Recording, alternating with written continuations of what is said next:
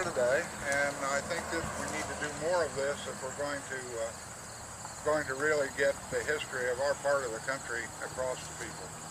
We've got an awful lot of it down here that has been neglected through the years, and I think it's about time we took care of it. I'm Wilbur McCormick. I'm a member of the Berlin Preservation Association here.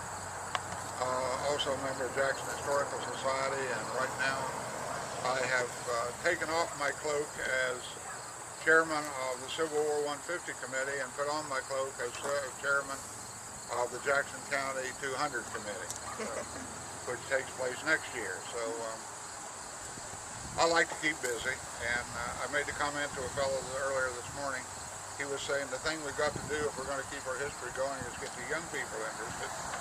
And this is true to a degree, but I've also found out as a teacher for 35 years, a lot of that in history and social studies and whatever, that you find that most people don't really get very interested in history or their genealogy or their local events and so forth till they get to be about 50.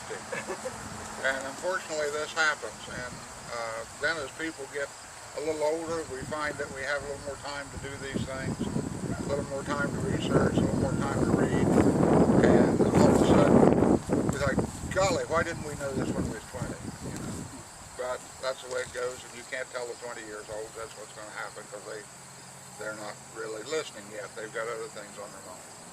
But it is great to see everybody here. I think, as I understand, we've got people from Athens, we've got people from Chillicothe, and Marietta, and that's great.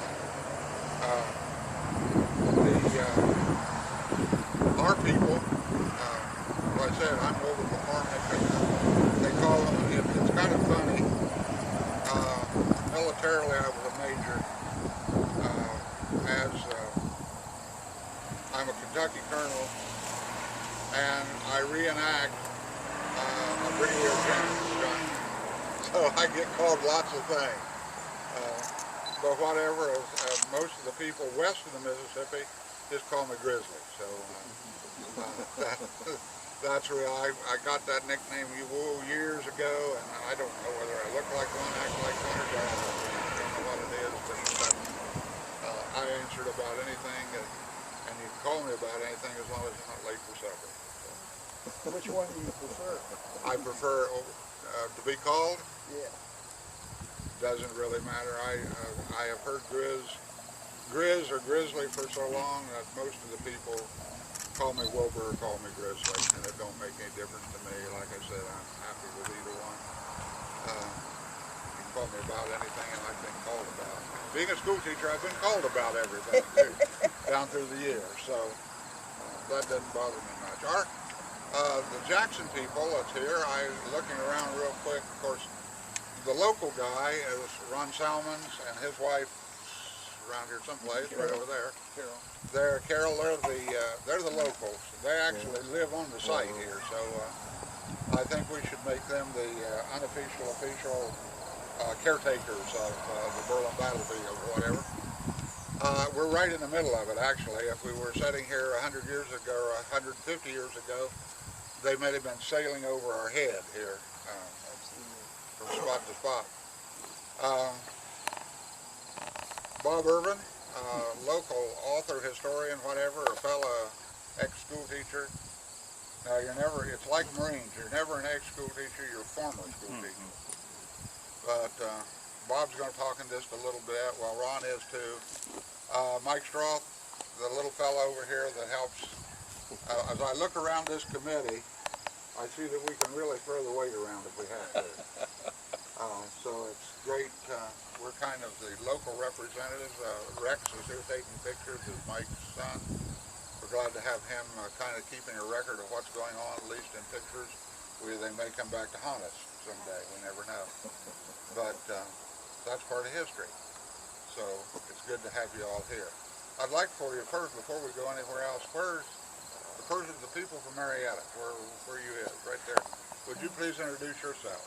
I'm Rod Heineman. I actually live in Belpre, but I'm part of the Marietta Civil War Roundtable and the Fearing Sons of Union Veterans. Well, we won't hold that against you. Had a lot of fun times singing barbershop in Marietta down at a park on the river. A lot of good times down there. Chillicothe, where's Chillicothe? Would you all please introduce yourself? My name's Ed Smith. I'm the Vice President of the Joshua Sill Civil War Roundtable. I'm also a son of a Union veteran and also a member of Morgan Men's Association. I was down here in May for the dedication of the Morgan's Men statue. That's where I met several, I met Bob again and Ron and Mike. This is my wife Melody. She's the Secretary Treasurer of the Round Table. Henry Hernstein is our president, and his lovely wife Faye. And also, Walker. I don't live in Chillicothe. I live in Circleville. he's a member of our round table. Charlie drives down from Circleville, and we've got Glenn Race. He drives from Menford to our round table. That's great. We've got a lot of area represented here. That's fantastic. Okay, the Athens group.